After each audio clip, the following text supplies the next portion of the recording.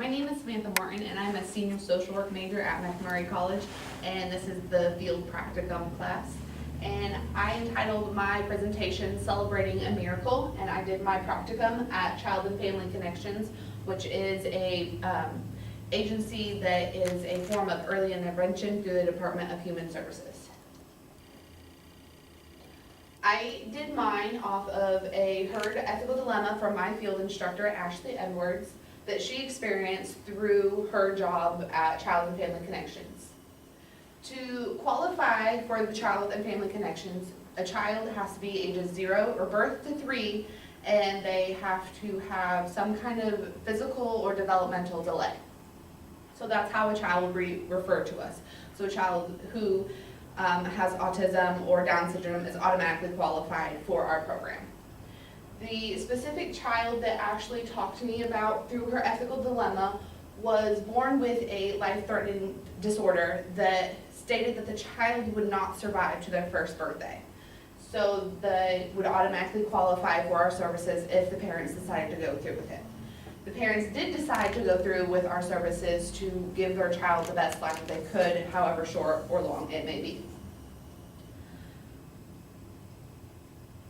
The child did survive to their first birthday, and they sent an invitation to the birthday party to Ashley. When you're working closely with the family, you tend to develop that relationship. You develop feelings, and you start to care for that family and for that child, and the family starts to care for the service coordinator, which is what Ashley is. So the ethical dilemma that she faced that I applied for if I would experience would be, do I attend the birthday party or do I decline the invitation? Going to the birthday party goes against the agency's policies. It also violates the ethical standard 1.06 section C of the Code of Ethics. The ethical principles, social workers recognize the importance of human relationships. It violates this standard because you're not supposed to have dual relationships with your clients, and we felt that going to a birthday party is considered a dual relationship with a client. It's stepping out of the professional boundaries. And then the human relationships part, you develop that relationship with a human, with your clients. If you don't go, will your clients be upset? Will they think that you don't care about them? And then that was the dilemma. Do we go to the birthday party and show the family that we care about them and that we're happy for them, or do we not go and break their hearts but still follow the agency's policy? So we try to do the 3 steps when making a decision using the impartiality. So we put ourselves in other shoes. We put ourselves in the family shoes. How would we feel if a service coordinator that we've developed this relationship over the past year didn't show up? How would we be if it was a different family that this situation arose? So generalization, would we do this for other children who went through the same scenario? And then justifiability. Can we explain this to our superiors? Can we explain this to our coworkers? Can we explain this to other people of why we made the decision to go or why we made the decision to stay home? We talked to our supervisor. We listed the pros and cons with her, touched base as professionals, and we did the same with the coworkers. We asked what they would do if they were in the same situation. And then we talked to our family members, our individual family members on a personal level. We separated ourselves from the social worker to the actual human and how they feel that they would do or what they thought that we should do. The struggles was the dilemma. Should we break the rules and possibly get in trouble, or should we follow the rules and go see the family? So we had to separate ourselves from me to me, the social worker. The success was putting myself in the parents' shoes. If I were those parents, how would I feel if my service coordinator didn't go to the birthday party, or how would I feel if they did go to the birthday party? And then the success was the joy on their face seeing that we did go to the birthday party. You don't necessarily have to buy the child a gift, but just the presence of you being there was enough for them and just enough for me. And